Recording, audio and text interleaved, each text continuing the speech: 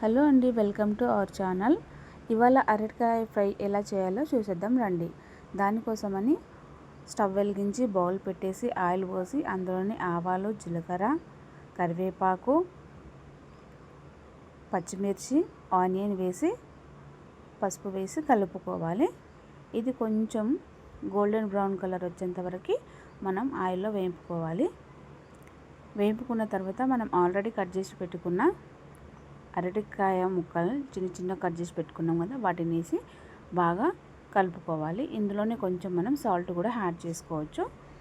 ఎందుకంటే మగ్గుతున్నప్పుడు మనకి సాల్ట్ అనేది ముక్కలకు పడితే టేస్ట్ అనేది ఇంకొంచెం బాగా వస్తుంది. 5 మినిట్స్ తర్వాత మగ్గిన తర్వాత మనకి ఈ విధంగా బ్రౌన్ కలర్లో వచ్చేస్తుందండి.